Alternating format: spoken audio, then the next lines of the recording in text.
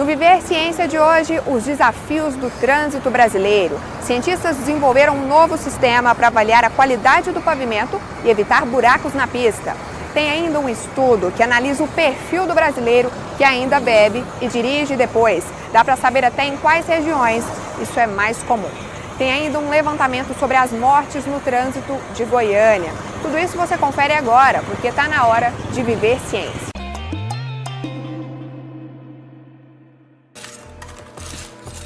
Sabe onde a gente está? No Laboratório de Asfalto da Universidade Federal de Goiás. O negócio é o seguinte: todo mundo sabe que buracos e trincas nas vias dentro das cidades e também nas rodovias são um perigo para o trânsito e também prejuízo para os carros, né? Só que isso pode diminuir agora, porque pesquisadores da Universidade Federal de Goiás e do país todo, com financiamento da Petrobras, desenvolveram uma nova forma de analisar a qualidade da pavimentação. A gente te conta todos os detalhes agora. O asfalto que a gente vê é só uma das camadas que formam a pavimentação. Problemas na hora de planejar essa estrutura podem levar a estragos na pista. Ela tem que estar preparada para resistir à movimentação de veículos, principalmente os mais pesados, e à variação de clima, sol forte, chuva. Então, o pulo do gato é identificar os materiais certos e calcular as espessuras corretas das camadas. Mas não existe uma receita única para isso. O ideal varia de lugar para lugar. Aí está o desafio. Tanto as vias urbanas quanto as rodovias brasileiras, hoje elas ainda são dimensionadas com um método implantado na década de 80, que já é, nos anos de hoje, considerado bastante obsoleto. Essa é a professora Lilian, da Escola de Engenharia Civil e Ambiental da Universidade Federal de Goiás. Ela lidera um grupo de pesquisadores da UFG na empreitada de superar a técnica antiga e desenvolver uma mais eficiente. Eles fazem parte de uma rede nacional com 20 instituições parceiras, que há mais de 10 anos reúne dados de rodovias espalhadas pelo Brasil.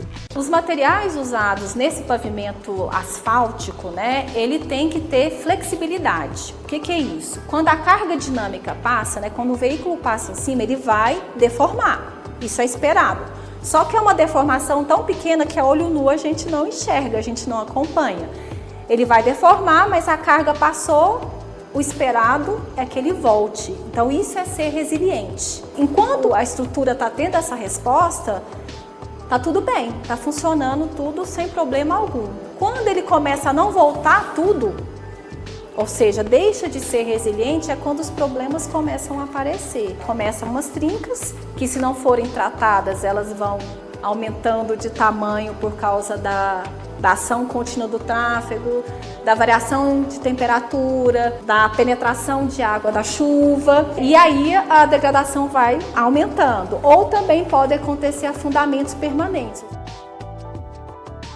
No próximo bloco a gente fala da combinação perigosa de álcool e direção.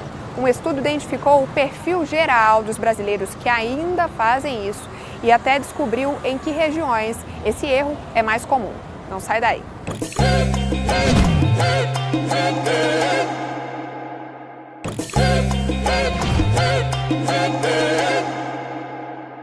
O Ministério da Saúde pediu à Universidade Federal de Goiás estudos para entender as principais causas e consequências dos problemas no trânsito brasileiro. As pesquisas ainda não terminaram, mas algumas informações a gente já te mostra agora.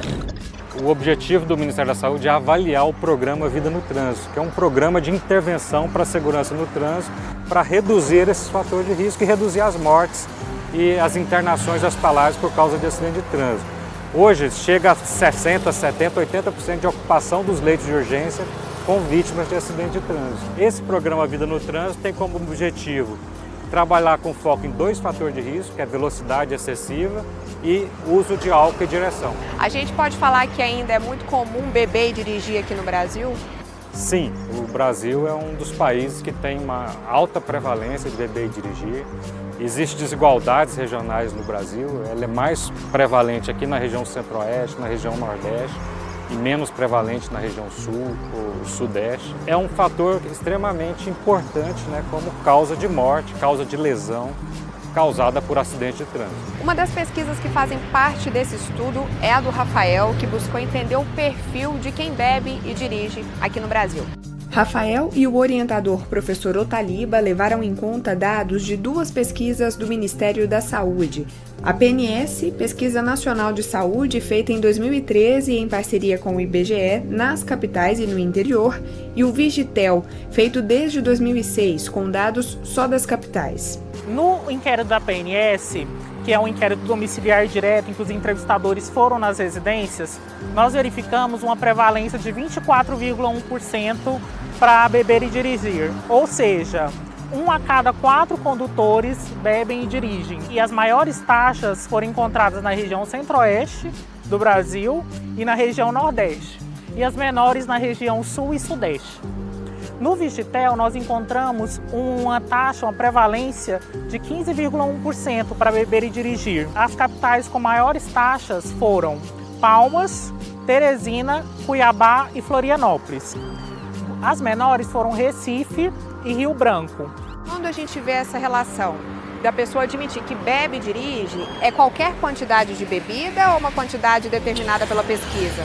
Sim, em qualquer quantidade de bebida alcoólica, 1, 2, 3 ou mais doses, que já corresponde a um fator de risco para a lesão por acidente de trânsito. Rafael, e para explicar por que em alguns lugares isso é mais comum do que outros, precisa de mais pesquisa aprofundada ou a gente já consegue arriscar algumas hipóteses para isso? A principal hipótese são diferenças de fiscalização entre as regiões, porém nós só podemos afirmar isso com estudos posteriores. Qual que é o impacto, por exemplo, da lei seca? Olha, a lei seca tem uma importância muito grande no Brasil. A primeira edição foi de junho de 2008. Ela entrou em vigor, teve uma adesão imediata dos condutores, praticamente se parou de beber e dirigir e praticamente se esvaziou os leitos hospitalares nos hospitais de urgência do Brasil. Só que naquele período, julho, agosto de 2008, não se tinha estrutura de fiscalização no Brasil. A polícia não tinha bafômetro, então o efeito dela foi passageiro. Depois se estruturou as polícias no Brasil, toda a parte de fiscalização, e a segunda edição da Lei Seca, que foi de 2012, dezembro de 2012, aí ela já teve um impacto mais duradouro que dura até os dias atuais. Então, o que inibe, o que faz as pessoas não beberem e dirigir depois é a fiscalização?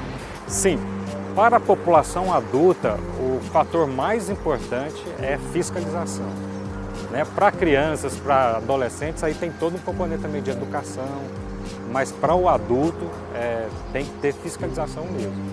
E existe um perfil geral que foi comum em todas as capitais, não é, Rafael, de quem bebe e dirige? Sim, tanto na Pesquisa Nacional de Saúde quanto no Vigitel nós encontramos um perfil de homens de alta escolaridade que faziam uso abusivo de álcool, que é o chamado padrão binge. Para homens, é considerado uso abusivo tomar mais de 5 doses. Para mulheres, mais de 4. Esses indivíduos, homens de alta escolaridade que faziam uso pesado de álcool, são as pessoas que apresentaram maior taxa de beber e dirigir. E na PNS, uma particularidade, nós encontramos as pessoas que viviam no interior com maior prevalência de beber e dirigir. A hipótese do estudo que nós atribuímos a menor fiscalização dos interiores quando comparado às capitais e região metropolitana. Agora é interessante pensar que as pessoas com mais escolaridade estão bebendo e dirigindo mais. Estão juntando as duas coisas que causam um perigo, apesar de ter informação. Sim, nós atribuímos isso a acesso ao carro. Então as pessoas com mais alta escolaridade representam um proxy de nível socioeconômico e apresentam maior acesso a veículos, consequentemente maior exposição ao risco de beber e dirigir, apesar da alta escolaridade que você infere que tem maior conhecimento. Tem algum dado específico das mulheres? Os homens bebem mais e dirigem. No entanto, nós encontramos que quase 40% das mulheres também, em determinadas regiões, bebem e dirigem.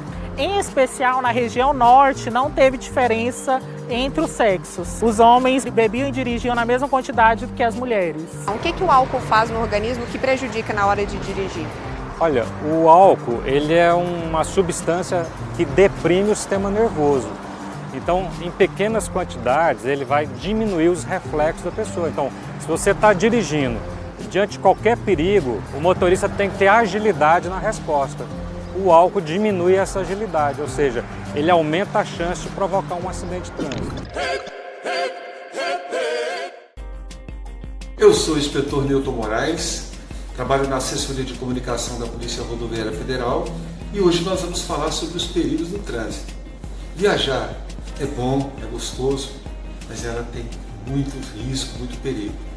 Você, para poder pegar a estrada, precisa respeitar a legislação e especialmente não cometer infrações de trânsito, porque as ultrapassagens proibidas, o excesso de velocidade, a ingestão de bebidas alcoólicas e principalmente quando ninguém usa o cinto de segurança, você coloca em risco a sua vida e a vida de todos. Por isso, vamos viajar, vamos ter responsabilidade, vamos ter compromisso e, acima de tudo, respeitar a legislação de trânsito. Na lista de cidades brasileiras com maior quantidade de carros, Goiânia está em 6º lugar, com mais de 605 mil. Já na contagem de motos, a capital de Goiás fica em 4ª posição, com mais de 290 mil circulando pela cidade. O que isso reflete no trânsito? Acaba que o trânsito na capital se torna mais pesado mesmo, a gente tem muitas mortes de ocupantes de automóveis e isso reflete ultimamente nos engarrafamentos também, na diminuição da velocidade média dos veículos causada pelo aumento da frota. Érica pesquisou na Universidade Federal de Goiás sobre as mortes no trânsito de Goiânia entre 2006 e 2014. Ocorreram nesse período em Goiânia mais ou menos 3.300 óbitos por acidente de transporte terrestre. Houve um aumento da mortalidade de ocupantes de automóveis e caminhonetes, uma redução da mortalidade de pedestres. A explicação para essas mudanças, segundo a pesquisadora, é que não só em Goiânia, mas no mundo todo, a tendência é o número de carros aumentar. Então isso faz com que reduza a velocidade e diminui a mortalidade de pedestres. E além disso, tem se reduzido também o número de pedestres, porque as pessoas têm mais acesso a veículos motorizados principalmente. Então isso justifica a redução da mortalidade de pedestres. Com o aumento da frota de automóveis, houve também um aumento da mortalidade de ocupantes de automóveis. Diferente dos casos de pedestres e motoristas de carros, o número de mortes de motociclistas não mudou tanto no período de 2006 a 2014. Se mantém estável, mas porque já chegou num patamar tão alto que mesmo com várias medidas que têm sido adotadas, não se conseguiu uma redução, mas se conseguiu pelo menos estabilizar essa mortalidade. A gente precisa agora reduzir. 1/3 dos óbitos por acidente de transporte terrestre em Goiânia são de motociclistas. São a maioria. Varia aqui na cidade de Goiânia, de região para região, esse quadro de mortes no trânsito? Varia bastante. As regiões noroeste e leste, elas apresentam a maior mortalidade de pedestres, que são regiões cortadas por vias de maior movimento e tem uma população idosa considerável também. Já as regiões leste e oeste têm a maior mortalidade de ocupantes de automóveis. Isso é devido à maior frota de veículos que elas possuem. São regiões de maior nível socioeconômico, então tem mais veículos. E a região noroeste também tem a maior mortalidade de motociclistas, provavelmente devido à maior frota nessa região também. E hoje, com esse crescimento grande dos aplicativos de entrega, de comida, como é que isso fica? Você acha que interfere? Pode aumentar esse problema? Sim, ainda não há estudos sobre isso. A gente está conduzindo um estudo na UFG relacionado à mudança da mobilidade urbana causada pelos aplicativos de entrega e de transporte também. O que a gente sabe hoje é que provavelmente a gente tem a hipótese de que aumente a mortalidade por causa da pressa para entregar e do aumento da frota também que isso provoca. Acaba que tem mais motocicletas circulando e isso faz com que aumente a mortalidade de motociclistas também. E com esses aplicativos de transporte de pessoas, a gente acha que pode haver uma redução, porque tem alguns estudos que mostram que fez diminuir a prevalência de direção após o consumo de bebida alcoólica. Então a gente acha que isso faz diminuir a mortalidade também. Para os aplicativos de transporte de pessoas, para os aplicativos de entrega, a hipótese é que faça aumentar a mortalidade. Se beber, não dirija.